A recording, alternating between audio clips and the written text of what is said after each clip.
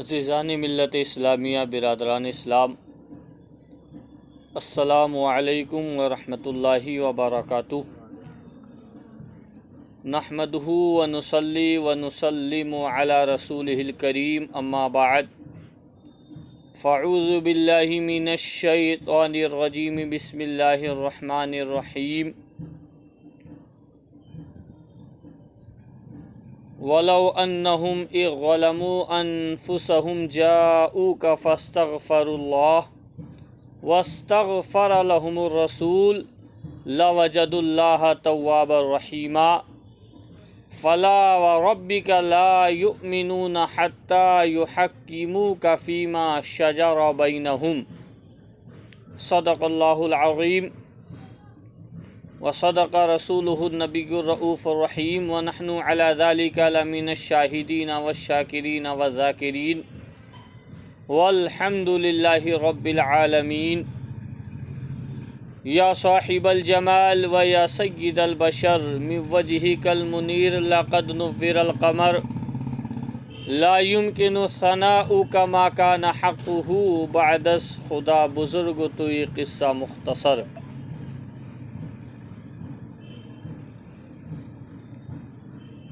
لا و رب العرش، جس کو جو ملا ان سے ملا، لا و رب العرش، جس کو جو ملا ان سے ملا، بڑھتی ہے کونین میں نعمت رسول اللہ کی، بڑھتی ہے کونین میں نعمت رسول اللہ کی۔ شاہ است حسین، بادشاہ است حسین، دین است حسین، دی پناہ است حسین، سرداد نداد دست در دست یزید، حقا کے بنا لا الہ است حسین۔ قتل حسین اصل میں مرغ یزید ہے، قتل حسین اصل میں مرغ یزید ہے، اسلام زندہ ہوتا ہے ہر کربلا کے بعد، اسلام زندہ ہوتا ہے ہر کربلا کے بعد۔ محترم سامعین و ناظرین، آئیے ایک مرتبہ کچھ عرض و معروف کرنے سے پہلے، کچھ سننے اور سنانے سے پہلے، عقیدت و محبت کے ساتھ ہم سب کے آقا و مولا، مدینے کے تاجدار، مدنی سرکار، گنبد خضرا میں آرام فرمانے والے آقا، اپنے ہاتھوں سے ہم گناہ گاروں کو بھیک دینے والے داتا، اللہ کے حبیب، کائنات کے طبیب جناب محمد رسول اللہ صلی اللہ علیہ وسلم کی بارگاہ میں عقیدت و محبت کے ساتھ درود شریف کا نذرانہ پیش کریں۔ پڑھیں اللہم صلی علی سیدنا و مولانا محمد و بارک وسلم، صلاۃ و سلاما علیک یا رسول اللہ صلی اللہ تعالی علیہ وآلہ وسلم۔ کل امیر المومنین، خلیفۃ المسلمین، اصدق الصادقین،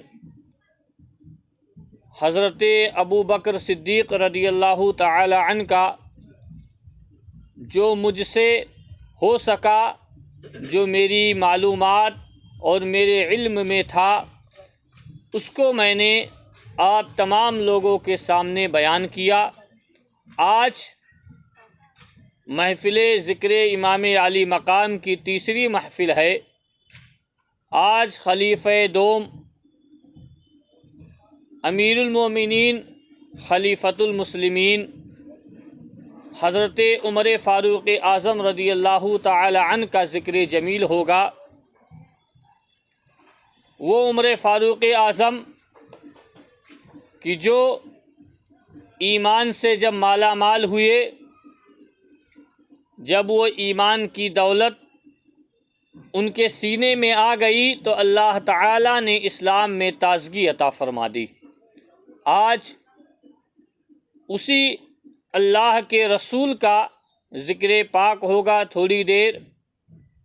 میں نے خطبہ مسنونہ کے بعد قرآن مجید کی جس آیت کریمہ کی تلاوت کا شرف حاصل کیا ہے، قرآن کریم میں اللہ تعالیٰ کا ارشاد گرامی ہے کہ وَلَوْ أَنَّهُمْ إِذْ ظَلَمُوا أَنفُسَهُمْ جَاءُوكَ فَاسْتَغْفَرُوا اللَّهَ کہ اے لوگو، اگر تم سے کوئی گناہ ہو جائے، تمہارے ہاتھوں سے کوئی گناہ ہو جائے، تو تم اللہ کے حضور اس گناہ کی معافی مانگو، اللہ کے یہاں اپنے گناہ کے لیے توبہ کرو اور یہ عہد کرو کہ اب ہم زندگی میں اس گناہ کو دوبارہ نہیں کریں گے۔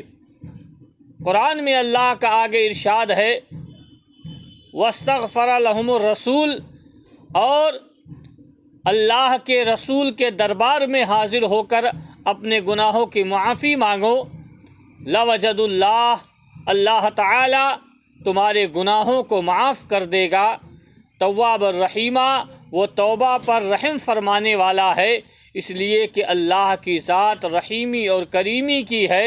بندے اور بندیاں چاہے جتنا گناہ کر لیں، ان سے چاہے جیسا گناہ دنیا میں سرزد ہو جائے، اگر وہ سچے دل کے ساتھ اللہ کی بارگاہ میں اگر اپنے گناہوں سے توبہ کریں تو اللہ تعالیٰ ان کے گناہوں کو معاف فرما دیتا ہے اور ان پر اپنی رحمتوں کا نزول فرماتا ہے۔ اس آیت کریمہ میں، قرآن میں جو یہ آیت اللہ نے اتاری ہے، اس آیت میں رب نے ایک بات کا ذکر کیا ہے، وہ یہ ہے کہ تم لوگ جب گناہوں سے توبہ کرو تو رسول کے دربار میں حاضر ہو کر کرو۔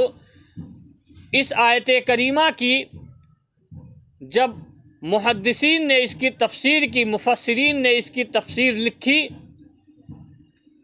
تو یہ لکھا کہ دنیا کا ہر مسلمان اتنا مالدار نہیں ہے، اتنا ثروت والا نہیں ہے، اس کے پاس دنیا میں اتنے مال نہیں ہے کہ وہ رسول اللہ کے دربار میں حاضر ہو کر اپنے گناہوں کی معافی مانگ سکے، کیونکہ انسان ہیں، ہم سے گناہ ہوتے ہیں، بشر، اللہ نے ہمیں بشر کی شکل میں پیدا فرمایا ہے، ہم سے دنیا میں رہ کر گناہ ہوتے ہیں، لیکن ہر انسان میں اتنی طاقت اور اتنی مالداری نہیں ہے کہ وہ مکہ اور مدینہ منورہ جا کر حضور کے دربار میں حاضر ہو کر اپنے گناہوں کی معافی مانگے۔ مفسرین نے اس آیت کی تفسیر میں لکھا کہ اگر تم مکۃ المکرمہ یا مدینہ طیبہ جا کر معافی نہ مانگ سکو تو تمہارے آس پاس میں جو اللہ کے نیک بندے ہوں، جن اللہ والوں کا تمہارے آس پاس میں مزار ہو، تم وہاں جا کر اپنے گناہوں کی معافی مانگ لو، اللہ تعالی گناہوں کو بھی معاف کر دے گا اور تمہاری ہماری سب کی بخشش بھی فرما دے گا۔ یہ قرآن کریم کی آیت کریمہ جو بندوں کے لیے اپنے گناہ سے معافی، ہر انسان کو، ہر مسلمان کو گناہ ہو جائے تو اس سے معافی مانگنی چاہیے۔ حضرت امیر المومنین حضرت عمر فاروق اعظم رضی اللہ تعالی عنہ کا وہ زمانہ تھا کہ جس زمانے میں آپ ایمان نہیں لائے تھے، آپ مسلمان نہیں ہوئے تھے، اس سے پہلے آپ کئی ایسے رسومات اور کئی ایسے معاملات کرتے تھے جن کو اسلام نے منع کیا تھا، لیکن اللہ کے نبی صلی اللہ علیہ وآلہ وسلم نے رب کے حضور یہ معافی مانگی کہ اے میرے رب کے حضور یہ دعا کی کہ اے میرے مولا، تیرا نبی یہ چاہتا ہے کہ مکے میں دو ایسے لوگ ہیں، ایک کا نام ابو جہل ہے اور دوسرے کا نام عمر ہے، اے اللہ ان دونوں میں سے کسی ایک کو مسلمان بنا دے، کسی ایک کو اسلام کی دولت عطا فرما دے، کسی ایک کو ایمان کی دولت عطا فرما دے۔ میرے رب نے اپنے محبوب کی دعا کو قبول فرمایا اور حضرت عمر فاروق اعظم کو ایمان کی دولت عطا فرما دی۔ ان کے ایمان لانے کا جو واقعہ ہے وہ بڑا دلچسپ ہے۔ حضرت عمر فاروق اعظم جب ایمان نہیں لائے تھے، مسلمان نہیں ہوئے تھے، تو حضور کے تعلق سے کفار مکہ کی گروہ میں رہتے اور ان کے طور طریقے پر چلتے، جب اللہ کے نبی پر اللہ نے اپنے کلام کو نازل فرمایا، یعنی قرآن کریم جب حضور کے پاس آنا شروع ہوا، اللہ نے نبی کو قرآن دینا شروع کیا کہ اے رسول یہ کتاب لے جاؤ اور لوگوں کے سامنے پڑھ کر اسے سناؤ، جو اللہ نے جن کی قسمت میں ہدایت لکھی ہے وہ تمہارے ساتھ چلے آئیں گے، یعنی مسلمان ہو جائیں گے، ایمان والے ہو جائیں گے، اور جن کی قسمت میں ہدایت نہیں ہے وہ کبھی تمہارے ساتھ نہیں آئیں گے۔ جب میرے رسول نے مکہ کی گلیوں میں قرآن کریم کو پڑھ کر اور لوگوں کو سنانا شروع کیا تو بہت سارے لوگوں نے کہا کہ یہ قرآن جس کو محمد ابن عبداللہ سناتے ہیں یہ کوئی اللہ کا کلام نہیں ہے، یہ کوئی غیبی کلام نہیں ہے، یہ بلکہ ان کا خود کا بنایا ہوا کلام ہے۔ جب میرے رسول کی بارگاہ میں یہ بات پہنچی کہ مکہ کے بہت سارے لوگوں نے اس طرح کی باتیں شروع کر دی ہے تو میرے رسول صلی اللہ علیہ وآلہ وسلم کو یہ بات ناگوار گزری تو اللہ نے قرآن میں دوسری آیت نازل فرما دی اور میرے رسول کے پاس جبریل امین کو بھیجا اور کہا اے جبریل جاؤ اور نبی کے پاس یہ آیت لے جاؤ، قرآن کریم کی جبریل امین آیت لے کر آتے ہیں۔ میرے حضور کو پڑھ کر سنایا، نبی کو سنایا، قرآن میں اللہ نے وہ آیت اتار دی۔ میرے رسول نے مکہ میں تمام کفار مکہ کے سامنے اس آیت کو پڑھ کے سنایا اور اعلان فرمایا کہ اگر تم لوگ بھی علم رکھتے ہو، اگر تم لوگ بھی قابل ہو، تمہارے دل و دماغ میں بھی اللہ نے علم دیا ہے تو اس کلام کے مقابلے میں، اس قرآن کے مقابلے میں کوئی دوسرا قرآن لے کر آؤ، کوئی دوسری کتاب لے کر آؤ۔ میرا رب تو وعدہ کرتا ہے کہ خدا کی قسم وَدْعُوا شُهَدَاءَكُم مِّن دُونِ اللَّهِ، اللہ تعالیٰ اس بات کی گواہی دیتا ہے کہ سوائے اس رب کو چھوڑ کر ان کنتم صادقین، تم اگر سچے ہو اپنے وعدے میں تو کوئی کتاب لا کر دکھاؤ، اور خدا کی قسم تم ایسا ہرگز نہیں کر پاؤ گے، اس لیے کہ رب کے سامنے کسی بندے کی نہیں چلتی ہے، اللہ جو چاہتا ہے وہی کرتا ہے، اسی کی مرضی سے سارے نظام دنیا کے چلتے ہیں، اور جس کو رب نے اپنے اختیار عطا فرما دیے، جس کو رب نے پاور دیا ہے، اس کے وہ بندے جو چاہتے ہیں وہ ہوتا ہے، باقی کسی عام انسان کے چاہنے سے کچھ نہیں ہوتا ہے۔ الغرض جب میرے رسول نے مکہ کی گلیوں میں قرآن کی آیتوں کو پڑھنا شروع کیا، لوگوں کو سنانا شروع کیا، تو اسی عشرے میں حضرت عمر فاروق اعظم کی بہن نے جب قرآن کو پڑھا، کتاب الہی کو دیکھا تو آپ کے دل میں ذوق اور شوق پیدا ہوا اور آپ نے کہا خدا کی قسم یہ قرآن جو ہے یہ کسی بندے کا کلام نہیں ہے، کوئی انسان ایسا کلام نہیں لکھ سکتا، یہ بے شک اللہ ہی کا کلام ہے جو رب نے اپنے رسول کے اوپر نازل کیا ہے۔ آپ کی بہن حضور پر ایمان لے آتی ہے، مسلمان ہو جاتی ہیں، اور ان کے شوہر وہ بھی مسلمان ہو جاتے ہیں، ایمان لے آتے ہیں، حضور کے ساتھ اٹھتے بیٹھتے ہیں۔ یہ خبر جب حضرت فاروق اعظم کے پاس پہنچی کہ آپ کی بہن ایمان لے آئی ہے، محمد رسول اللہ صلی اللہ علیہ وسلم کا کلمہ پڑھ لیا ہے، حضور کے نام کا کلمہ پڑھتی ہے، اور آپ کے بہنوئی وہ بھی حضور کے ساتھ چلتے ہیں، اسلام میں وہ بھی جڑ گئے ہیں۔ جب حضرت عمر فاروق اعظم نے یہ سنا تو بڑا آپ کو جلال آیا، بہت آپ کو غصہ آیا، اور آپ نے تلوار نکالا، اور نکالنے کے بعد یہ ارادہ کیا کہ آج میں جا کر محمد رسول اللہ صلی اللہ علیہ وسلم کو قتل کر دوں گا، معاذ اللہ، آج میں حضور کو شہید کر دوں گا۔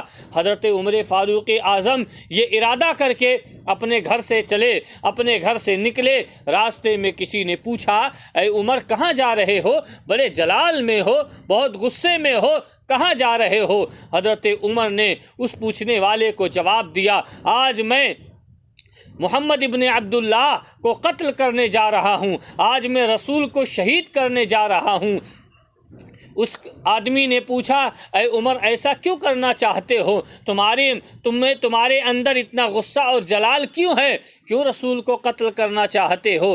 حضرت عمر نے کہا کہ میں نے سنا ہے کہ وہ قرآن پڑھ کے، قرآن سنا کے لوگوں کو مسلمان کر رہے ہیں، لوگوں کو اللہ کی طرف بلا رہے ہیں، لوگوں کو اپنے ساتھ جوڑ رہے ہیں، لوگوں کو اپنے دامن میں لا رہے ہیں، اور ہمارے باپ داداؤں کا جو پرانا دین تھا، ہم جن غیر معبودوں کی عبادت کرتے تھے، ہم جن لوگوں کی پوجا کرتے تھے، ان سے پھیر کر وہ ایک اللہ کی عبادت کی طرف بلاتے ہیں، اس لیے میں ان کو قتل کر دوں گا۔ اس آدمی نے کہا اے عمر، پہلے تم رسول کو بعد میں قتل کرنا، پہلے ذرا اپنے بہن اور بہنوئی کی خبر لے لو، تمہارے بہن اور بہنوئی نے بھی اسی رسول کا کلمہ پڑھ لیا ہے، اسی رسول کے ساتھ چلنے لگے ہیں۔ حضرت عمر نے جب یہ سنا تو وہ اور جلال میں آ گئے، غصے میں آ گئے کہ میرے گھر میں ہی ان کے نام کا کلمہ پڑھا جانے لگا۔ الغرض آپ اس طرف سے اپنے گھوڑے کا رخ موڑ دیتے ہیں اور اپنے بہن کے گھر جاتے ہیں، اپنے بہن کے گھر چلتے ہیں۔ حضرت عمر رضی اللہ تعالی عنہ بہت جلالی اور غصے والے تھے۔ آپ اپنی بہن کے گھر پہنچے تو کیا سنتے ہیں دروازے پر کھڑے ہو کر کہ آپ کی بہن اور بہنوئی قرآن کریم کی تلاوت کر رہے ہیں۔ کوئی صحابی ہیں، کوئی شخص ہیں جو آپ کے بہن اور بہنوئی کو قرآن کی تلاوت کرنا سکھا رہے ہیں، قرآن پڑھنا سکھا رہے ہیں۔ حضرت عمر نے جب یہ سنا تو آپ کو اور غصہ آ گیا۔ آپ نے دروازہ کھٹکھٹایا، آپ کی بہن نے پوچھا کون ہو؟ کہا میں عمر ابن خطاب ہوں۔ آپ کی بہن نے جب یہ سنا تو آپ کی بہن ڈر گئی، کہا عمر تو بڑا غصے والا ہے، بڑا جلالی ہے، اگر کہیں وہ یہ جان گیا کہ ہم لوگوں نے محمد رسول اللہ صلی اللہ علیہ وسلم کے نام کا کلمہ پڑھ لیا ہے، ہم بھی ان کے ساتھ میں ہو گئے ہیں، تو وہ ہم لوگوں کی جان لے لے گا، ہمیں چھوڑے گا نہیں۔ اس لیے آپ کی بہن نے قرآن کریم کو، کتاب کو اٹھا کر گھر کے ایک کونے میں رکھ دیا، اور جو پڑھانے آئے تھے انہیں گھر کے ایک کونے میں چھپا دیا۔ اس کے بعد آپ کی بہن نے دروازہ کھولا، حضرت عمر بڑے غصے میں ہے، بہن نے سلام کیا، حضرت عمر نے جواب نہ دیا۔ الغرض حضرت عمر نے پوچھا کہ تم لوگ دونوں کیا پڑھ رہے تھے؟ آپ کی بہن نے کچھ دیر تو بہانہ بنایا کہ نہیں ہم لوگ بیٹھے آپس میں بات چیت کر رہے تھے۔ حضرت عمر نے کہا نہیں، میں نے اپنے کانوں سے سنا ہے کہ تم کسی کتاب کو پڑھ رہے تھے، اور تمہیں پڑھانے والا بھی کوئی ایک شخص تھا، میں نے اس کی آواز کو بھی سنا ہے۔ جب حضرت عمر بار بار اس بات کو دہرانے لگے تو آپ کی بہن نے راز کو فاش کر دیا۔ آپ کی بہن نے قبول کیا کہ اے عمر، ہم نے بھی محمد رسول اللہ صلی اللہ علیہ وسلم کے نام کا کلمہ پڑھ لیا ہے، ہم بھی ان کے ساتھ ہو گئے ہیں، ہم بھی انہی کی غلامی میں اپنی زندگی گزاریں گے، ہم بھی انہی کے بتائے ہوئے راستے پر چلیں گے، جس رب کی عبادت کرنے کا وہ کہتے ہیں ہم اسی رب کو سجدہ کریں گے، کسی دوسرے رب کے سامنے اپنے سر کو ہرگز نہیں جھکائیں گے۔ جب آپ کی بہن نے حضرت عمر سے یہ کہا تو اور جلال آ گیا، کہا ابھی میں تجھے ماروں گا۔ الغرض بہن ہے، مارا تو نہیں، لیکن حضرت عمر نے کہا کہ لا وہ مجھے کتاب تو دکھا دے جس کتاب کو تم لوگ پڑھ رہے تھے، جس کتاب کو تم لوگ سیکھ رہے تھے، وہ کتاب کہاں پر ہے؟ وہ کتاب مجھے بھی تو دکھاؤ۔ آپ کی بہن سے جب بہن سے آپ نے یہ کہا تو آپ کی بہن نے کہا اے عمر، میں وہ کتاب تمہیں نہیں دے سکتی۔ آپ نے فرمایا کیوں نہیں دے سکتی؟ بہن نے کہا کہ اس کتاب کو وہ لوگ چھوتے ہیں جو پاک اور صاف ہوتے ہیں، ناپاک اس کتاب کو ہاتھ نہیں لگاتے۔ حضرت عمر نے کہا میں بھی پاک و صاف ہوں، میں ناپاک نہیں ہوں۔ جب بہن نے اتنی بات کو سنا تو جس قرآن کی وہ تلاوت کر رہے تھے، جس قرآن کو پڑھنا وہ سیکھ رہے تھے، وہ قرآن لے کر آتی ہے بہن اور حضرت عمر کو دے دیتی ہے۔ حضرت عمر نے جب یہ دیکھا کہ قرآن کریم میں ان اچھے الفاظوں سے لوگوں کو یاد کیا گیا ہے اور اس ایک رب کی طرف بلایا گیا ہے جس رب نے زمین کو بھی بنایا ہے، آسمان کو بھی بنایا ہے، جو جتنے زمین میں انسان ہیں، جتنے مخلوق ہیں، ان سب کا بنانے والا اللہ ہے، تمام کائنات میں سب کو روزی دینے والا اللہ ہے، زندگی اور موت دینے والا اللہ ہے۔ جب فاروق اعظم نے قرآن کی اس آیت کو پڑھا تو آپ کے دل کو بڑا رنج ہوا اور آپ کو بڑی خوشی ہوئی۔ آپ نے کہا یہ قرآن تم پڑھتے ہو؟ بہن نے کہا ہاں، یہی قرآن ہمیں انہوں نے دیا ہے اور ہم اسی کو پڑھ کر اپنی زندگی گزاریں گے۔ حضرت عمر وہ قرآن اپنے بہن کو دے کر اور واپس آنے لگے۔ آئے تھے تو بڑے غصے اور جلال میں تھے، اب جب بہن کے گھر سے نکلے تو بڑے چہرے پر مسکراہٹ ہے۔ حضرت عمر اپنے گھر نہیں گئے بلکہ حضور کے دربار میں گئے، نبی کی بارگاہ میں گئے۔ کہاں پہلے جا رہے تھے؟ قتل کرنے کے لیے، پہلے شہید کرنے کے لیے جا رہے تھے۔ اب جب قرآن کریم کو دیکھ کر، کتاب الہی کو پڑھ کر بہن کے گھر سے رسول کے دربار میں پہنچے، حضور کی بارگاہ میں گئے، نبی کے قدموں میں اپنے سر کو رکھ دیا اور عرض کیا یا رسول اللہ، آج کے بعد عمر ابن خطاب بھی آپ کے نام کا کلمہ پڑھتا ہے اور آج سے میں بھی آپ کا ساتھی ہوں، اور مرتے دم تک، جب تک اللہ نے میرے جسم میں جان باقی رکھی ہے، جب تک میں دنیا میں زندہ رہوں گا، آپ کا محافظ اور غلام بن کر زندہ رہوں گا۔ یہ قرآن جو اللہ نے اتارا ہے یہ بندے اور بندیوں کی ہدایت کے لیے ہے۔ قرآن ہماری ہدایت کے لیے اللہ نے اتارا ہے۔ اسی قرآن کو پڑھ کر حضرت عمر فاروق اعظم ایمان کی دولت سے مالا مال ہوئے، اور جب حضرت فاروق اعظم ایمان کی دولت لے آئے، مسلمان ہو گئے، اللہ تعالیٰ نے اسلام میں تازگی عطا فرما دی، رب نے اسلام میں فراوانی عطا فرما دی۔ اور فراوانی بھی کیسی فراوانی کہ پہلے مسلمان اپنے گھروں میں چھپ کر نماز پڑھتے تھے۔ حضرت فاروق اعظم نے جب یہ دیکھا کہ میرے رسول صلی اللہ علیہ وسلم اپنے گھروں میں اپنے ساتھیوں کے ساتھ چھپ کر نماز پڑھتے ہیں، حضرت عمر فاروق اعظم کے دل کو تکلیف ہوئی، اور آپ نے عرض کی یا رسول اللہ صلی اللہ علیہ وآلہ وسلم، آج کے بعد ہم لوگ بھی کعبے کے اندر چل کے نماز پڑھیں گے، اور دیکھتا ہوں مجھے کون کعبے کے اندر نماز پڑھنے سے روکتا ہے۔ میرے حضور نے جب فاروق اعظم کی زبان سے ان باتوں کو سنا تو میرے رسول مسکرائے، حضور کے دل کو بڑی خوشی ہوئی، اور اللہ کے حضور سجدے شکر ادا کیا کہ اے مولا، تو نے عمر کو ایمان کی دولت عطا فرما دی ہے، آج کے بعد مسلمان اب گھروں میں نماز نہیں پڑھے گا بلکہ مسلمان بھی کعبے کے اندر جا کر اپنے رب کی عبادت کرے گا۔ عزیزان ملت اسلامیہ، حضرت عمر فاروق اعظم جب ایمان کی دولت لے کر آ گئے، مسلمان ہو گئے، اور کتنے مسلمان ہوئے؟ ان کا نمبر جو تھا اسلام کے دامن میں آنے کا، مسلمان ہونے کا، وہ 40واں نمبر۔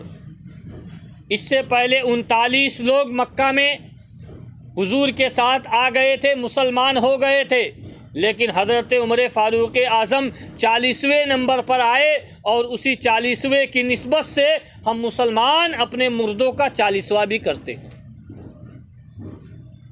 یہ 40ویں مسلمان حضرت فاروق اعظم اسلام میں آئے، اور اللہ تعالیٰ نے ان کو وہ جذبہ اور وہ قوت عطا فرمائی تھی کہ کفار مکہ ان کے نام سے کانپتے تھے۔ جس طرف فاروق اعظم نکل جاتے ان کے نام سے لوگ کانپتے تھے، کیونکہ اللہ تعالیٰ نے ان کے جسم میں اور ان کے اندر وہ طاقت و قوت عطا فرمائی تھی کہ ان کے سامنے کوئی ٹکتا نہیں تھا۔ وہی عمر فاروق اعظم ہیں، جب حضور سے ان کو محبت ہو گئی تو اس قدر نبی سے محبت کرتے کہ خدا کے قسم کی ایک لمحہ گھر جانے کے سوائے یہ حضور کی بارگاہ میں رہتے اور حضور سے ہی اپنی زندگی کے لو کو لگاتے۔ واقعہ ہے کہ ایک مرتبہ آپ کی بارگاہ میں ایک مسلمان اور ایک یہودی کی لڑائی ہو گئی، دونوں آپس میں کسی بات پر جھگڑ پڑے۔ اب جو مسلمان تھا، ایک مسلمان ہے ایک یہودی ہے، دونوں کی لڑائی ہو گئی۔ اب معاملہ سلجھے کیسے؟ معاملے کو کیسے سلجھایا جائے؟ تو یہودی نے مسلمان سے کہا کہ ایسا کرتے ہیں کہ تم اپنی بات کر رہے ہو، میں اپنی بات کر رہا ہوں، تو اس معاملے کو کون حل کرے گا؟ اس کا فیصلہ کون کرے گا؟ تم بتاؤ۔ مسلمان نے یہودی سے کہا تم بتاؤ کس کے پاس چلو گے؟ یہودی نے کہا ایسا کرو، مدینہ میں چلو، جو تمہارے نبی ہیں جن کے نام کا تم کلمہ پڑھتے ہو، میں نے سنا ہے کہ وہ کبھی جھوٹ نہیں بولتے، وہ غلط بات نہیں کرتے، ان کے پاس چاہے اسلام کا ماننے والا جائے چاہے بنا اسلام کا ماننے والا جائے، وہ کبھی غلط فیصلہ نہیں کرتے۔ جو حق ہوتا ہے، جو سچ ہوتا ہے، یہ وہی فیصلہ کرتے ہیں۔ چلو ان کے پاس چلیں اور اپنے معاملے کو وہاں رکھتے ہیں، اور وہ جو فیصلہ کر دیں گے وہ ہم دونوں کو قبول ہوگا۔ مسلمان نے کہا تم نے بہت صحیح کہا۔ اس نے کہا چلو۔ مسلمان نے سوچا کہ میرے چہرے پہ داڑھی ہے، سر پہ ٹوپی ہے، ابھی نبی مجھے دیکھیں گے مدینہ منورہ میں مسجد نبوی میں تو میرے حق میں فیصلہ دے دیں گے، کیونکہ وہ سوچیں گے کہ یہ تو اپنے جماعت کا آدمی ہے، اپنے گروہ کا آدمی ہے، اپنے قوم کا آدمی ہے، یہ بھی مسلمان ہے تو اس کے حق میں فیصلہ کیا جائے۔ یہ سوچ کر وہ بہت خوش ہو گیا اور اس نے کہا ٹھیک ہے چلو مسجد نبوی میں چلو۔ لیکن میرے دوستو، میرے حضور سرور کائنات صلی اللہ علیہ وآلہ وسلم وہ عادل ہیں، وہ فیصل ہیں کہ جو گروہ، قوم اور لوگ کو دیکھ کر نہیں فیصلہ کرتے، بلکہ جو حق ہوتا ہے حضور وہ فیصلہ فرماتے ہیں۔ یہ دونوں آپس میں دونوں نے طے کر لیا، اور دوسرے دن مسجد نبوی میں حضور کے پاس یہ دونوں پہنچے۔ حضور مسجد نبوی میں اپنے صحابیوں کے ساتھ، ساتھیوں کے ساتھ اللہ و رسول کی بات کر رہے ہیں، تو اسلام کی تبلیغ ہو رہی ہے، کچھ دین کی باتیں چل رہی ہیں۔ یہ دونوں بھی جاتے ہیں اور پیچھے بیٹھ جاتے ہیں۔ حضور سرور کائنات صلی اللہ علیہ وسلم نے جب اپنی بات ختم کر لی، جب محفل ختم ہو گئی، سب لوگ اپنے اپنے گھر اٹھ کر چلے گئے، تو یہ دو لوگ، ایک یہودی ہے ایک مسلمان ہے، یہ دونوں پیچھے سے آگے آتے ہیں اور انہوں نے عرض کیا یا رسول اللہ صلی اللہ علیہ وسلم، ہمارا بھی ایک معاملہ ہے، ہمارے دونوں کے درمیان کسی بات پر جھگڑا ہو گیا ہے، ہمارے اس کا بھی فیصلہ فرما دیجئے تاکہ ہم بھی اپنے گھر چلے جائیں۔ حضور نے فرمایا کیا بات ہے؟ یہودی نے اپنی بات پیش کی، جو مسلمان تھا اس نے اپنی بات حضور کی بارگاہ میں رکھی۔ میرے نبی نے دونوں کی بات کو سنا اور سننے کے بعد یہ فیصلہ فرما دیا کہ میں یہ حکم دیتا ہوں کہ یہ فیصلہ یہودی کے حق میں جائے گا۔ اب جب مسلمان نے اتنا سنا، اس وقت تو کچھ نہیں بولا مسجد نبوی میں، لیکن جب مسجد سے باہر نکلے دونوں تو اس نے کہا میں ان کے فیصلے کو نہیں مانتا۔ یہودی نے کہا تم کیسی بات کرتے ہو؟ انہی نبی کا کلمہ پڑھتے ہو، انہی کے پیچھے نماز پڑھتے ہو، انہی کے بتائے ہوئے راستے پر چلتے ہو، انہی کا لایا ہوا قرآن پڑھتے ہو، انہی کے لائے ہوئے نماز کو پڑھتے ہو، اور کہتے انہی کی بات کو نہیں مانتا۔ اس نے کہا ہاں میں تو نہیں مانتا ان کی بات کو۔ یہودی نے کہا پھر اب کیا کرو گے؟ اب ان سے سچا آدمی تو ہمیں مدینہ میں کوئی دکھتا نہیں ہے، ان سے سچا آدمی تو مدینہ میں مجھے کوئی نظر نہیں آیا۔ اس مسلمان نے کہا ابھی ایک دربار اور ہے جہاں چلتے ہیں۔ یہودی نے کہا، اس نے کہا چلو فاروق اعظم کے پاس چلتے ہیں۔ عمر فاروق کے پاس چلیں گے اور وہ جو فیصلہ کر دیں گے وہ ہمیں اور تمہیں دونوں کو ماننے ہوگا۔ ہم دونوں اس فیصلے کو مانیں گے جو فاروق اعظم کر دیں گے۔ اس یہودی نے کہا چلو وہاں بھی چلو۔ پھر دونوں مسجد نبوی سے نکل کر اور حضرت فاروق اعظم کے گھر پہنچے۔ حضرت عمر فاروق اعظم کے گھر پہنچے، دروازے پر دستک دی، آپ نے دروازہ کھولا۔ دونوں نے کہا عمر ہمارا ایک معاملہ ہے، وہ ہم آپ کے پاس لائے ہیں، ہمارے معاملے کا حل فرما دیں۔ آپ نے فرمایا کہو کیا ہے؟ مسلمان نے اپنی بات پیش کرنی چاہی کہ یہ بات ہے۔ یہودی نے اتنے میں یہ بات کہہ دیا کہ عمر فاروق پہلے یہ میری سن لو کہ تمہارے یہاں آنے سے پہلے ہم تمہارے نبی کے پاس گئے تھے مسجد نبوی میں، اور ان کے پاس گئے تھے، ہم دونوں نے اپنی بات وہاں رکھی اور ہماری باتوں کو سن کر تمہارے نبی نے میرے حق میں فیصلہ دے دیا، لیکن اس شخص نے ماننے سے انکار کر دیا اور کہا کہ میں ان کی بات کو نہیں مانتا، میں ان کے فیصلے کو نہیں مانتا، چلو عمر کے پاس چلتے ہیں، عمر جو فیصلہ دے دیں گے ہم وہ مان لیں گے۔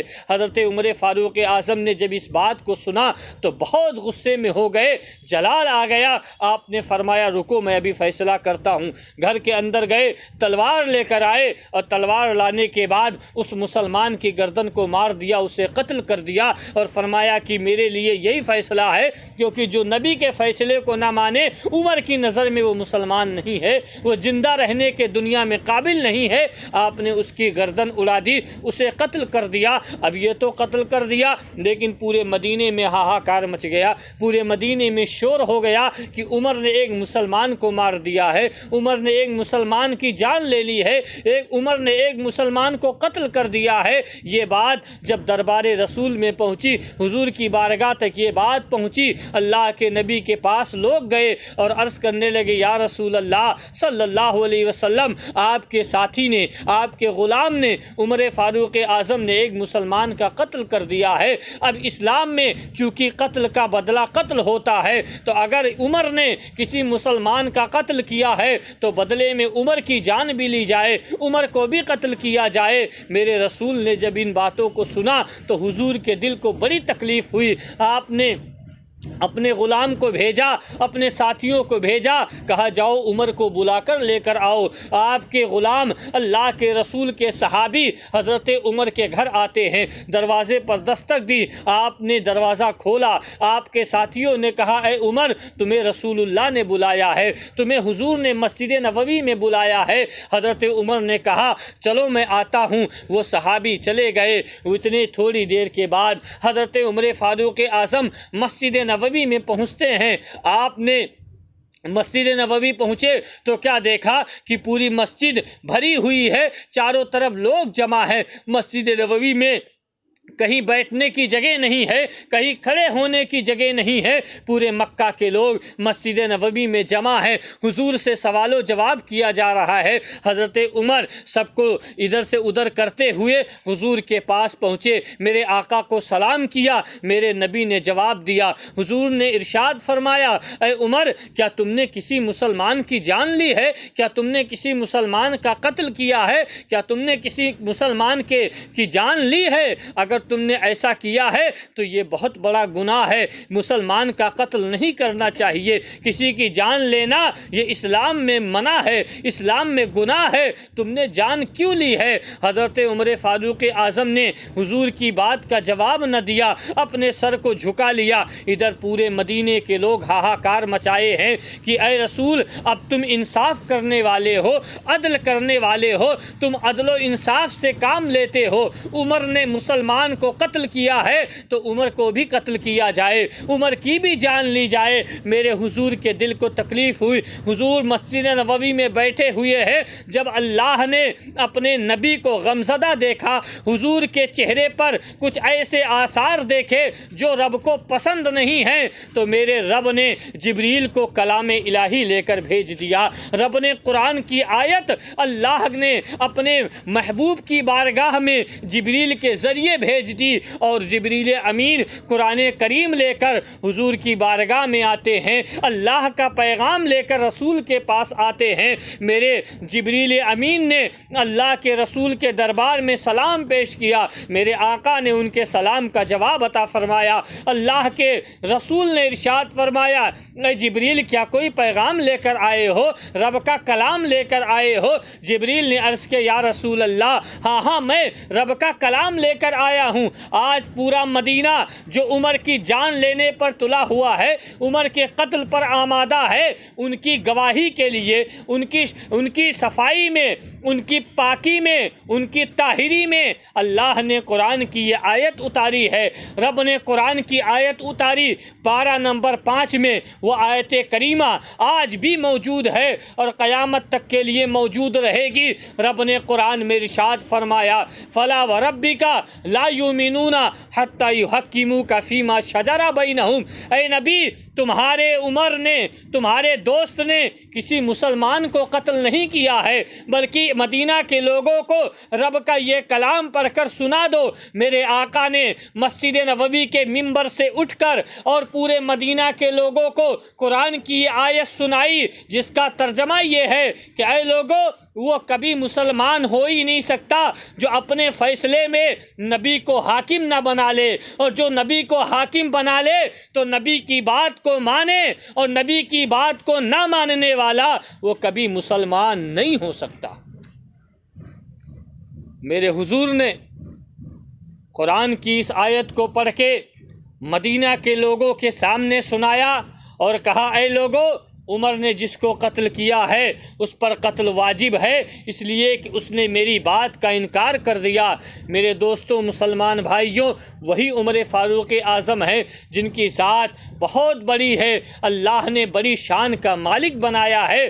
حضرت عمر فاروق اعظم کی شان یہ ہے کہ میرے آقا فرماتے ہیں کہ میرے بعد اگر کوئی نبی ہوتا تو وہ عمر ہوتا، اگر اللہ میرے بعد کسی کو نبوت دیتا، کوئی نبی بن کر دنیا میں آتا تو وہ عمر کی ذات ہوتی، وہ عمر ہوتے جو نبی بن کر آتے، لیکن چونکہ میں آخری نبی ہوں، میرے بعد کوئی نبی نہیں آئے گا، قیامت تک میرے بعد کوئی نبی نہیں آئے گا، قیامت تک کوئی نیا نبی نہیں آئے گا، اس لیے میرے بعد نبوت کا دروازہ بند ہے۔ لیکن یہ حضرت عمر فاروق اعظم کی شان تھی، خدا کی قسم اگر آپ کو دیکھ لیتا، اس قدر ہیبت تھی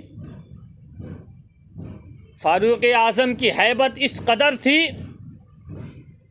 کہ انسان تو انسان اگر حضرت عمر فاروق اعظم کو راستے میں آتا دیکھ، شیطان بھی دیکھ لیتا تو وہ بھی اپنا راستہ بدل دیتا تھا۔ یہ اللہ نے آپ میں ایسی طاقت اور ایسی آپ میں جرأت عطا فرمائی تھی کہ آپ کو اگر دیکھتا تو شیطان بھی راستہ بدل دیتا، جبکہ شیطان کا کام ہی ہے بندیوں کو اللہ کے نیک لوگوں کو بہکانے کا، لیکن شیطان بھی حضرت عمر سے ڈرتا تھا، اگر دیکھ لیتا تو راستے بدل دیتا، اس لیے کہ فاروق اعظم کے سامنے اس کی بھی نہیں چلتی۔ وہ حضرت عمر فاروق اعظم ہیں، امیر المومنین ہیں، مسلمانوں کے خلیفہ ہیں، امیر ہیں، امام ہیں، لیکن عالم یہ ہے کہ رات کی تنہائی میں جب پورا مدینہ اپنے اپنے گھروں میں سو جاتا تو حضرت فاروق اعظم رات کی تاریکی میں نکلتے، سب اپنے اپنے گھروں میں چین سکون کے ساتھ جب سو جاتے، تب حضرت فاروق اعظم مدینے کی گلیوں میں نکلتے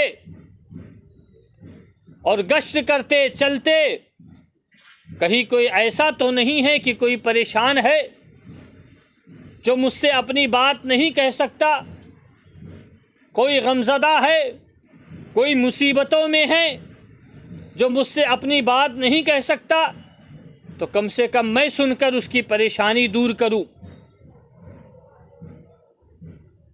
یہی گشت کرتے رہتے اور آپ کی زندگی کا یہ معمول تھا۔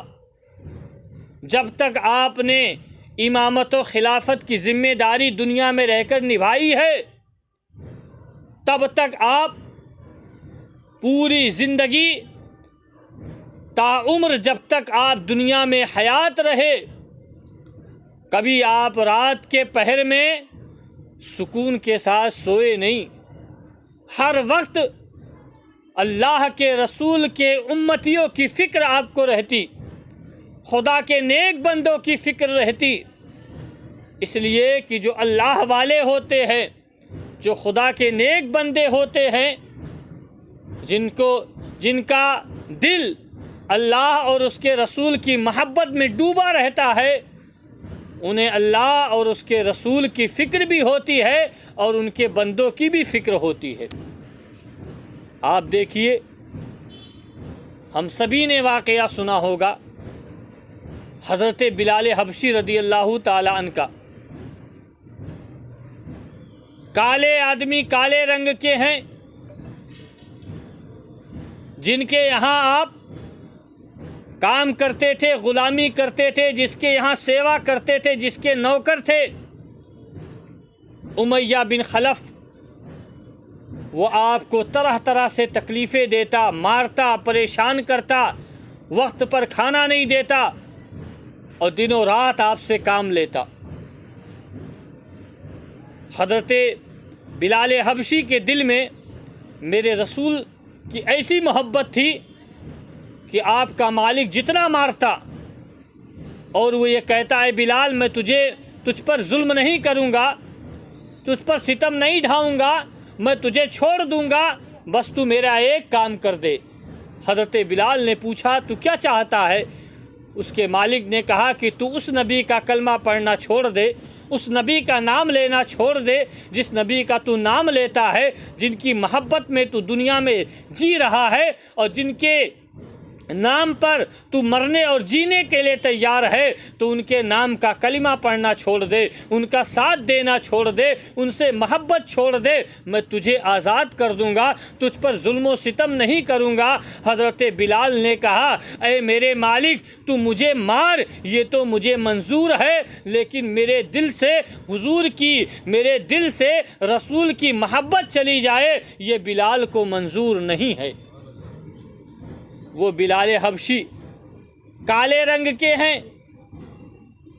جب میرے حضور کو اس بات کی خبر چلی اور ایمان بھی کیسے لائے، بڑا دلچسپ واقعہ ہے ان کا بھی۔ ان کا مالک انہیں دن بھر ان سے کام لیتا اور رات کا جب وقت ہو جاتا تو ان کو جو دے دیتا اور چکی دیتا، کہتا پوری رات یہ جو پیستے رہو۔ حضرت بلال جب اس چیز کو دن بھر کام کرتے، اس کی نوکری کرتے، اور جب رات کا وقت ہوتا، شام کا وقت ہوتا، تو وہ چکی اور جو دے کر آپ کو بٹھا دیتا کہ اس کو رات میں تمہیں پیسنا ہے۔ حضرت بلال جب وہ جو لے کر چکی پیسنے لگتے تو رات کا جب وقت ہوتا تو آپ روتے کہ خدا کی قسم اے اللہ، مجھ پر کیسا ظلم ہو رہا ہے کہ مجھے بچانے والا کوئی نہیں ہے، میرا مالک کتنا ظالم و جابر ہے کہ دن بھر مجھ سے کام لیتا ہے، رات میں بھی آرام نہیں دیتا، رات میں جو دے کر مجھ سے چکی پسواتا ہے۔ حضرت بلال حبشی یہ جو کی چکی پیستے اور اپنی اپنی زبان میں اللہ سے یہ فریاد بھی کرتے اور روتے رہتے۔ اسی عشرے میں ایک دن یہ جو رات کا وقت ہے، رات کا حصہ ہے، جو پیس رہے ہیں اور آنکھوں سے آنسو جاری ہیں، اپنی زبان میں رب سے فریاد کر رہے ہیں، میرے حضور کا اس گلی سے گزر ہوا۔ میرے نبی نے سنا کہ کوئی نوجوان ہے جو رو رہا ہے۔ حضور نے کان لگا کر سنا تو وہ اپنی زبان میں یہ کہہ رہا ہے کہ اللہ کیا مجھ پر تو رحم نہیں کرے گا؟ کیا میں تیرا نام لینے والا نہیں ہوں جو میرا مالک مجھ پر اس قدر ظلم و زیادتی کرتا ہے، دن بھر مجھ سے کام لیتا ہے، رات میں جب آرام کا وقت ہوتا ہے مجھے چکی کے ساتھ جو پیسنے کو دے دیتا ہے۔ میرے حضور نے جب ان باتوں کو سنا، اللہ کے نبی نے دروازہ کھٹکھٹایا، اس نے دروازے کو کھولا، اس نے کہا اے آدمی تم کون ہو؟ میرے حضور نے فرمایا کہ میں نے تیری باتوں کو باہر کھڑے ہو کر سنا ہے، کیا تیرا مالک تجھ پر ظلم کرتا ہے؟ انہوں نے کہا ہاں ہاں میرا مالک ظلم کرتا ہے۔ میرے نبی نے ارشاد فرمایا کہ جاؤ تم سو جاؤ، میں تمہاری چکی چلا دیتا ہوں، میں تمہاری چکی پیس دیتا ہوں۔ ایک دن آپ نے کیا، میرے رسول نے 2 دن کیا، تیسرے دن کا جب وقت آیا وہی طے وقت پر حضور تشریف لائے۔ حضرت بلال نے پوچھا اے آنے والے مسافر یہ تو بتا دے کہ تم کون ہو اور کہاں سے آئے ہو؟ میں تو تمہیں جانتا بھی نہیں ہوں، میں تمہیں پہچانتا بھی نہیں ہوں، میں نے تمہیں کبھی دیکھا نہیں ہے، اس لیے کہ تم کون ہو؟ آج سے پہلے مجھ پر کئی سالوں سے اس طرح کے ظلم ہوتے آ رہے ہیں، مجھ پر اس طرح کے جبر اور ظلم و جبر ڈھائے جا رہے ہیں، مجھ پر اس طرح کے ستم ڈھائے جاتے ہیں، لیکن آج تک میری مدد کو تو کوئی نہیں آیا، آج تک مکہ میں میری مدد کرنے والا تو کوئی نہیں آیا، تم کون ہو اور کہاں سے آئے ہو؟ میرے رسول نے فرمایا اے بندے خدا تو یہ مت جان کہ میں کون ہوں، تیرا کام ہو رہا ہے تو آرام کر لے، میں تیرا کام کر دیتا ہوں۔ لیکن حضرت بلال نے ضد کیا کہ نہیں، آج آپ کو بتانا پڑے گا کہ آپ کون ہو اور میری مدد کیوں کر رہے ہو۔ میں غلام آدمی ہوں، میرے پاس مال و دولت بھی نہیں ہے، میں آزاد بھی نہیں ہوں کہ آپ کو اس کے بدلے میں کچھ دے سکتا ہوں۔ میں آپ کو کوئی مزدوری نہیں دے پاؤں گا، میں تو خود کسی کا غلام ہوں، کسی کا نوکر ہوں، وہ میرا مالک مجھے خود مزدوری نہیں دیتا، میں آپ کو کہاں سے دے پاؤں گا؟ لہٰذا اس لیے آپ میری مدد کیوں کر رہے ہو، مجھے یہ تو بتا دو۔ جب حضرت بلال نے حضور سے بار بار پوچھا تو میرے رسول نے ارشاد فرمایا، اے بلال، تم جانتے نہیں ہو میں کوئی اور نہیں ہوں بلکہ میں آمنہ کا لال ہوں، عبداللہ کا بیٹا ہوں، عبد المطلب کا پوتا ہوں۔ مجھے رب نے دنیا میں نبی و رسول بنا کر بھیجا ہے، مجھے بندوں کی تکلیفوں کو دور کرنے کے لیے بھیجا ہے۔ اگر خدا کا کوئی بندہ، اگر میرا کوئی امتی اگر مصیبتوں میں ہے، پریشانیوں میں ہے، تو میں اس کی مصیبت اور پریشانی کو دور کرتا ہوں۔ مجھے رب نے رسول و نبی بنایا ہے۔ حضرت بلال نے جب حضور کی زبان سے ان الفاظوں کو سنا تو نبی کے قدموں میں گر گئے اور عرض کرنے لگے، یا رسول اللہ صلی اللہ علیہ وآلہ وسلم، مجھے اس بات کا یقین ہے کہ آپ حقیقت میں یقیناً آپ اللہ کے نبی اور اللہ کے رسول ہیں، اس لیے کہ سوائے رسول و نبی کے کوئی بھی شخص اپنے امتی پر اور خدا کے بندوں پر ایسی مہربانی نہیں کرتا جو آپ نے میرے ساتھ کی ہے۔ تو آپ اسلام کے دامن سے وابستہ ہوئے اور آپ کا مالک آپ پر ظلم و ستم کرتا، آپ پر ظلم و زیادتی کرتا۔ میرے حضور سرور کائنات صلی اللہ علیہ وآلہ وسلم کو اللہ نے امتیوں کے لیے، تمام جہان کے لوگوں کے لیے میرے رب نے رسول کو رحمت بنایا ہے۔ حضور سب کے لیے رحمت ہے، چاہے اپنا ہو چاہے پرایا ہو۔ نبی کے نام کا کلمہ پڑھنے والا ہو، حضور اس کے لیے بھی رحمت ہے، اور حضور کے نام کا جو کلمہ نہیں پڑھتا میرے نبی اس کے لیے بھی رحمت ہے۔ اس لیے کہ قرآن کریم میں اللہ کا ارشاد گرامی موجود ہے کہ اے نبی، میں نے آپ کو سارے جہان کے لیے رحمت بنایا ہے۔ اب اس جہان میں چاہے کوئی بھی رہے، نبی سبھی کے لیے رحمت ہے۔ اور رحمت کا واقعہ آپ دیکھیے، ایک ہرنی ہے جس کے 2 چھوٹے بچے۔ ہرنی جنگل میں اپنے بچوں کو دودھ پلا رہی تھی، ایک یہودی نے اس ہرنی کا شکار کر لیا، اسے اپنے جال میں پھنسا لیا۔ ہرن اس کے جال میں پھنس جاتی ہے۔ جب اس نے ہرنی کو پکڑا تو ہرنی اپنی زبان میں اللہ کے رسول کی بارگاہ میں فریاد کرنے لگی اور وہ کہتی ہے، ادرکنی یا رسول اللہ، اے اللہ کے رسول میری مدد فرمائیے۔ ادرکنی یا رسول اللہ، اے اللہ کے رسول میری مدد فرمائیے۔ نبی و رسول جو ہوتے ہیں وہ اللہ کے جتنے مخلوق ہیں، چاہے انسان ہوں، جانور ہوں، چرند ہو، پرند ہو، جتنے ہیں، وہ جو بولی بولتے ہیں وہ تمام اللہ کے جتنے رسول و نبی ہیں وہ ان بولیوں کو سنتے بھی ہیں اور ان کی فریادوں کو پورا بھی کرتے ہیں۔ یہ اللہ نے ان کو طاقت عطا فرمائی ہے۔ جانور کیا بولے وہ ہم نہیں سمجھ سکتے، جانور کی بولی ہماری سمجھ میں نہیں آئے گی، لیکن یہی جانور جب اپنی زبان میں بولتا تھا تو مدینے کا تاجدار اس کو سمجھتا تھا اور میرے آقا اس کی مدد بھی فرماتے تھے۔ ہرنی کو جب یہودی نے اپنے جال میں پھنسا لیا، شکار کر لیا، تو ہرنی اپنی زبان میں حضور کی بارگاہ میں فریاد کرنے لگی اور کہتی ہے، ادرکنی یا رسول اللہ، اے اللہ کے رسول میری مدد فرمائیے۔ حضور صلی اللہ علیہ وسلم اپنے چند ساتھیوں کے ساتھ کہیں تبلیغ کے لیے جا رہے تھے، اسلام کے دعوت کے لیے جا رہے تھے۔ حضور نے جب ان آواز کو سنا تو میرے آقا ٹھہر گئے، تشریف آپ رک گئے۔ ساتھیوں نے کہا، یا رسول اللہ ہم چلیں، ہمیں فلاں جگہ جانا ہے، اسلام کے تبلیغ کے لیے، دین کی تبلیغ کے لیے جانا ہے۔ میرے حضور نے فرمایا، میرے ساتھیوں مجھے کسی کے پکارنے کی آواز آتی، سبحان اللہ۔ مجھے کسی کے پکارنے کی آواز آتی ہے، ایسا مجھے سنائی دے رہا ہے کہ مجھے کوئی مدد کے لیے پکار رہا ہے۔ ساتھیوں نے کہا یا رسول اللہ یہ جنگل ہے، جنگل میں کوئی جانور ہوگا جو آواز کر رہا ہوگا۔ میرے حضور نے فرمایا نہیں، میں تو وہ ہوں کہ میں سنتا بھی ہوں تو اللہ مجھے اس کی طاقت عطا فرماتا ہے۔ وہ زباں جس کی ہر بات وہی خدا، چشمے علم و حکمت پہ لاکھوں سلام، اور دور و نزدیک کے سننے والے وہ کان، کانے لالے کرامت پہ لاکھوں سلام۔ میرے حضور نے فرمایا کہ یہ نہیں ہو سکتا، مجھے کوئی چیز ہے جو مجھے مدد کے لیے بلا رہی ہے۔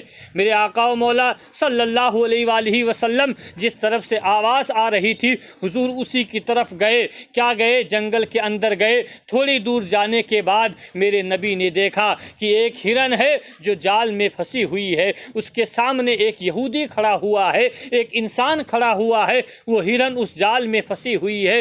میرے رسول جب ہرن کے قریب پہنچے، آقا و مولا جب اس کے پاس گئے تو ہرنی نے اپنے سر کو نبی کے قدموں میں رکھ دیا، حضور کے قدموں میں سر کو رکھ دیا، اور رکھنے کے بعد اس کی آنکھوں سے آنسو نکل آئے۔ میرے رسول نے جب یہ دیکھا تو حضور نے پوچھا کیا ماجرا ہے؟ اس ہرنی نے اپنی زبان میں رسول سے اپنی بات کو بتایا، اپنی پریشانی کو بیان کیا، اپنی بات کو سنایا۔ میرے نبی نے جب اس جانور ہرن کی بات کو سنا، حضور نے اس یہودی انسان سے کہا یہودی یہ ہرنی مجھ سے کہہ رہی ہے کہ اس کے 2 چھوٹے چھوٹے بچے ہیں، تو اس کو اتنی دیر کے لیے مہلت دے دے کہ یہ اپنے بچوں کو دودھ پلا کر واپس آ جائے۔ یہودی کہنے لگا آپ بھی کیسی بات کرتے ہو؟ کیا کوئی شکار نکل جانے کے بعد واپس آتا ہے؟ کوئی ایسا شکار ہے جو چھوٹ جائے تو واپس آئے گا؟ ارے یہ تو جانور ہے، اس کی بولی تم کیسے سمجھ پاؤ گے؟ یہ کیا کہنا چاہتی ہے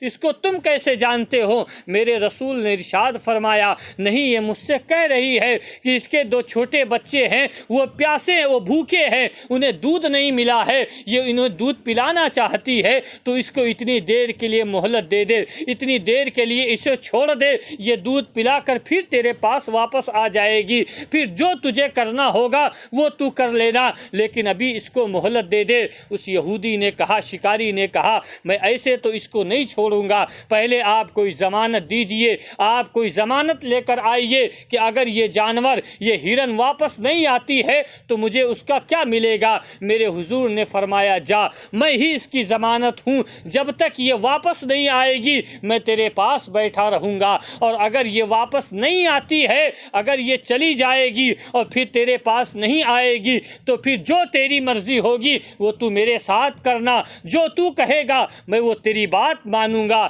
اللہ کے نبی نے ضمانت کے طور پر اپنے آپ کو رکھ دیا اور وہیں حضور بیٹھ گئے اور ہرن کو چھوڑ دیا۔ ہرنی شکار سے نکلی، جال سے نکلی، تیزی کے ساتھ اپنے بچوں کے پاس جاتی ہے، بچوں کو دودھ پلاتی ہے۔ وقت ہو گیا، شکاری نے کہا، یہودی نے کہا دیکھو میں نے کہا تھا وہ جانور جانے کے بعد واپس نہیں آنے والی ہے، وہ چلی گئی اب واپس نہیں آئے گی، آپ کو کیسے پتا چل گیا کہ واپس آئے گی؟ میرے حضور مسکرائے، نبی مسکرائے، حضور نے اس کی بات کا کچھ جواب نہ دیا۔ الغرض جب وقت گزر گیا، تھوڑی دیر اور گزرا تو کیا دیکھتے ہیں میرے آقا مسکرائے اور حضور نے ارشاد فرمایا اے یہودی دیکھ وہ تیرا شکار آ رہا ہے، جس کو تو نے چھوڑا تھا وہ آ رہا ہے۔ جب وہ ہرن خود بھی آئی اور ساتھ میں اپنے دونوں بچوں کو بھی لے کر آئی اور حضور کے قدموں پہ سر رکھ دیا اور عرض کرنے لگی یا رسول اللہ صلی اللہ علیہ وسلم مجھے آنے میں تھوڑی دیر ہو گئی، اس لیے کہ یہ میرے بچے تیز نہیں چل پاتے ہیں، تیز نہیں دوڑ پاتے ہیں، اس لیے یا رسول اللہ مجھے آنے میں تھوڑی سی دیر ہو گئی۔ میرے رسول نے کہا کوئی بات نہیں۔ حضور نے فرمایا اے یہودی، اے شکاری، لے یہ تیرا شکار آ گیا ہے، اب جو تیری مرضی ہے تو کر لے، میں تجھے روکوں گا نہیں، میں تو جا رہا ہوں۔ جب جب حضور وہاں سے پلٹے تو یہودی نے حضور کے قدم کو پکڑ لیا اور کہنے لگا اے آنے والے مسافر جنگل میں یہ تو بتا دو کہ تم کون ہو جو جانوروں کی آواز کو بھی سنتے ہو، جو جانوروں کی زبان کو بھی سمجھتے ہو، اور یہاں تک کمال کہ تم نے ہرن کو چھوڑا بھی اور وہ ہرن واپس بھی آ گئی، بتاؤ کہ تم کون ہو، تمہارا نام کیا ہے اور کہاں سے آئے ہو؟ جب آپ سے اس یہودی نے یہ پوچھا تو میرے نبی نے ارشاد فرمایا کہ لوگ مجھے ہی محمد الرسول اللہ صلی اللہ علیہ وسلم کہتے ہیں، میں ہی عبداللہ کا بیٹا محمد ہوں اور اللہ نے مجھے رسول و نبی بنا کر دنیا میں بھیجا ہے۔ جب یہودی نے اس بات کو سنا تو کہا میں شکار بعد میں کروں گا، پہلے میں کلمہ پڑھتا ہوں لا الہ الا اللہ محمد الرسول اللہ، اور میں گواہی دیتا ہوں کہ بے شک آپ اللہ کے رسول ہیں، اس لیے کہ جانور اگر کسی کی بات کو مانتے ہیں تو وہ کوئی اور نہیں ہوتا بلکہ وہ خدا کے رسول ہوتے ہیں۔ مسلمانوں، وہ اللہ کے رسول ساری جہان کے لیے رحمت بن کر آئے، چاہے اپنا ہو حضور اس کے لیے بھی رحمت ہیں، پرایا ہو غیر ہو حضور اس کے لیے بھی رحمت ہیں۔ جو میرے رسول سے فریاد کرتا ہے، جو امتی حضور کی بارگاہ میں اپنی پریشانی بیان کرتا ہے، یہ ہو ہی نہیں سکتا کہ میرا نبی اپنے امتی کی فریاد کو سنے اور اسے پورا نہ کرے۔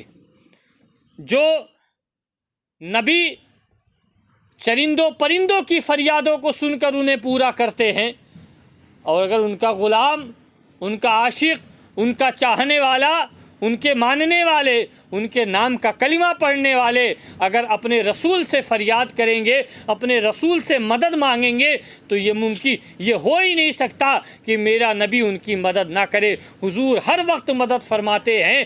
فریاد امتی جو کرے حال زار میں، ممکن نہیں کہ خیر بشر کو خبر نہ ہو، ممکن نہیں کہ خیر بشر کو خبر نہ ہو۔ برادران اسلام، تو حضرت امیر المومنین عمر فاروق اعظم رضی اللہ تعالی عنہ کی شان مقدسہ بڑی عظیم ہے۔ اللہ نے آپ کو بڑی شان کا مالک بنایا ہے، اور شان اس قدر بلند و بالا کہ آپ کی بات اللہ تعالی کی بارگاہ میں آپ جو کہتے مولا اسے پورا فرما دیتا تھا۔ آپ دیکھیے کہ ایک دریا ہے سمندر جسے دریائے نیل کہا جاتا ہے، اس دریائے نیل کی تاریخ یہ تھی کہ جب کوئی اس دریائے نیل میں پانی نہیں رہتا اور پورا شہر اسی دریا کا پانی پیتا تھا، تمام لوگ اپنے گھر کے کام، کھیتی باڑی، سارے کام اسی دریا کے پانی سے کرتے۔ ایک زمانہ ایسا آ گیا کہ دریائے نیل سوکھ گیا، اس میں پانی نہیں رہ گیا۔ اب پورے شہر کے لوگ بڑے پریشان کہ اب جب دریا میں پانی نہیں ہے، ندی میں پانی نہیں ہے، تو ہم پئیں گے کیا، کھائیں گے، پکائیں گے، اپنے جانوروں کو کیا پلائیں گے، کھیت کیسے سینچیں گے، ان کھیتوں کی سینچائی کیسے ہوگی؟ پورے دریا کا پانی سوکھ گیا ہے، دریائے نیل میں ایک بوند پانی نہیں ہے۔ تو تمام لوگوں نے مل کر، جو وہاں کے گورنر تھے، ان کو خط لکھا کہ ایسا کیا جائے کہ اب دریائے نیل میں پانی نہیں ہے، اب پانی کیسے پئیں گے شہر کے لوگ؟ تو لوگوں کو گورنر نے بلایا، بتاؤ اب کیا کیا جائے، کوئی مشورہ بتاؤ۔ تو تمام لوگوں نے ایک بات سنائی کہ گورنر سنو، آج سے کئی سال پہلے بھی ایسا ہوتا چلا آیا ہے کہ جب دریائے نیل سوکھ جاتا یا اس میں پانی نہیں رہتا، یہ سوکھ جاتا ہے، تو ہم لوگ ایسا کرتے ہیں کہ ایک لڑکی کو لے کر آتے ہیں جس کی شادی نہیں ہوتی ہے، اسے دلہن کی طرح سجاتے ہیں، اور اس کو سجانے کے بعد اس دریا میں دھکا مار مار کر اسے نیچے گرا دیتے ہیں، یعنی اس کی جان لے لیتے ہیں، ایسا ہم کرتے ہیں تو دریائے نیل میں پانی آ جاتا ہے، دریا میں پانی بھر جاتا ہے۔ یہ ہم لوگوں کی پرانی روایت پرمپرا ہے، ہمارے باپ داداؤں نے بھی ایسا ہی کیا ہے تو دریا میں پانی آ جاتا ہے۔ گورنر نے کہا نہیں نہیں، اسلام اس کی اجازت نہیں دیتا، ہم کسی کی جان نہیں لے سکتے، اسلام تو ہمیں منع کرتا ہے کہ اے لوگوں کسی کو تکلیف مت پہنچاؤ، اگر مسلمان ہو تو کسی کو تکلیف مت پہنچاؤ، تمہارا دین تو یہ تعلیم دیتا ہے کہ ہو سکے تو لوگوں کی مدد کیا کرو لیکن کسی کو تکلیف مت دیا کرو۔ گورنر نے کہا میں یہ ہونے نہیں دوں گا، میں کسی پر ظلم نہیں ہونے دوں گا، کسی کی جان نہیں جانے دوں گا، یہ تم جاہلیت کے زمانے میں ایسا کرتے تھے، اب نہیں ہوگا۔ تو شہر کے لوگوں نے کہا پھر ہم پانی کیسے پئیں گے، ہمارے جانور کیسے پئیں گے، کھیتوں میں سینچائی کیسے ہوگی؟ گورنر نے کہا رکو، میں امیر المومنین فاروق اعظم کے پاس ایک خط لکھتا ہوں، ان سے ہی مشورہ لیتا ہوں کہ اب کیا کیا جائے۔ گورنر نے خط لکھا کہ دریائے نیل سوکھ چکا ہے، دریا میں پانی نہیں ہے، شہر کے لوگ پیاس سے مر جائیں گے، جانور مر جائیں گے، سینچائی کھیتوں کی نہیں ہو پائے گی، لہٰذا پانی کیسے آئے، اس کے لیے کوئی انتظام کیا جائے۔ آپ امیر المومنین ہیں، آپ مسلمانوں کے خلیفہ ہیں، آپ مسلمانوں کے امیر ہیں، کوئی انتظام کیا جائے۔ اور ساتھ میں اس نے یہ بات بھی لکھ دی کہ ان کے یہاں ایک روایت تھی، ایک طریقہ تھا کہ جب دریا میں پانی ختم ہو جاتا تو یہ ایک لڑکی کو سجا کر اس کو دریا میں دھکا مار کر گرا دیتے اور یہ تصور کرتے تھے کہ اس کے بعد دریا میں پانی آ جاتا تھا، میں نے اس کام کے لیے منع کر دیا ہے۔ گورنر نے یہ خط لکھ کر 2 آدمی کے ساتھ مدینہ بھیجا۔ حضرت فاروق اعظم کے پاس جب گورنر کا یہ خط پہنچا، آپ نے خط کو پڑھا تو آپ کو بڑا غصہ آیا اور افسوس بھی ہوا کہ آج بھی لوگ زندہ ہیں کہ جو بچیوں کو مارنے پر تلے ہوئے ہیں۔ میں ایسا نہیں ہونے دوں گا، اس لیے کہ جس نبی کا میں کلمہ پڑھتا ہوں وہ نبی جب تشریف لائے تو انہوں نے ساری برائیوں کا خاتمہ کر دیا، ساری برائیاں ختم کر دی، اور میرے نبی نے ارشاد فرما دیا کہ لوگوں اپنی بچیوں کو زندہ دفن مت کیا کرو، اپنی بیٹیوں پر ظلم مت کیا کرو، اس لیے کہ جن کے گھروں میں بچیاں پیدا ہوتی ہیں اللہ ان پر اپنی رحمتیں نازل فرماتا ہے۔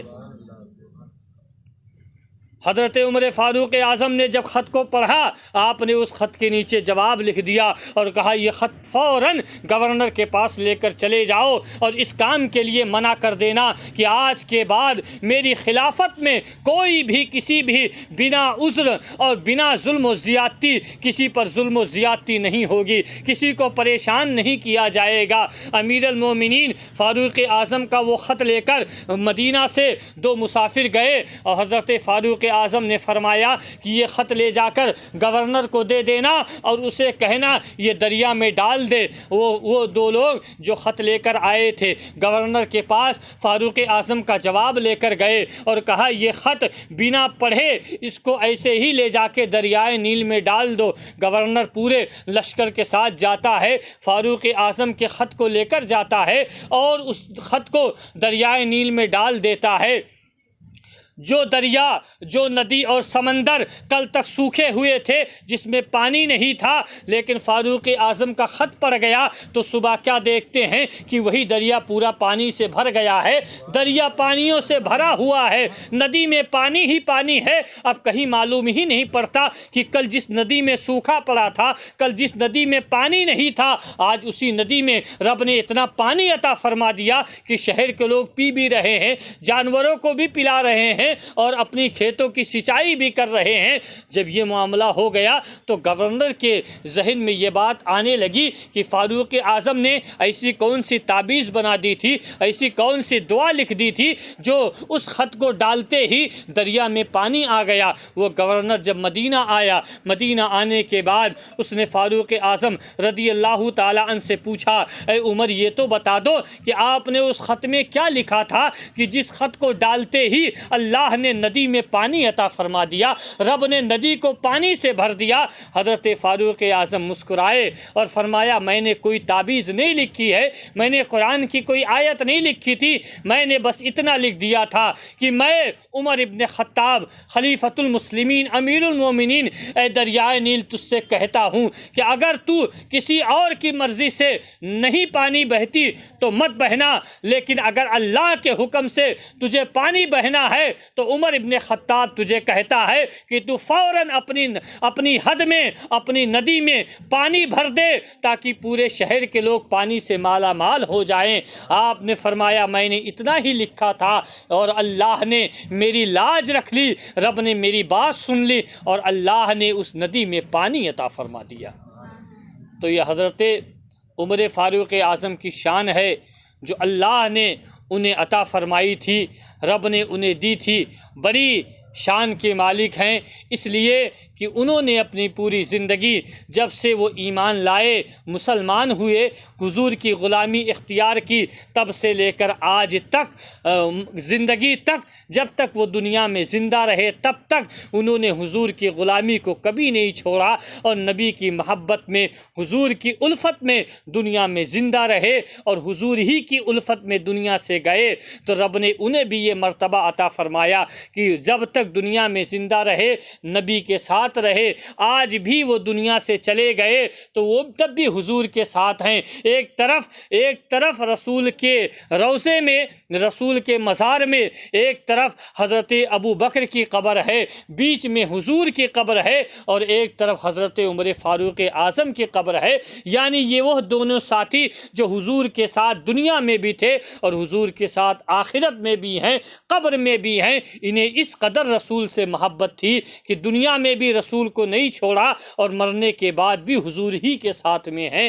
تو ان کی بڑی شان ہے۔ اللہ تعالی ہم تمام لوگوں کو بزرگوں کا غلام بنائے، اللہ والوں کا، اللہ کے نیک بندوں کا ہمیں غلام بنائے، ذکر امام عالی مقام سننے کی توفیق عطا فرمائے۔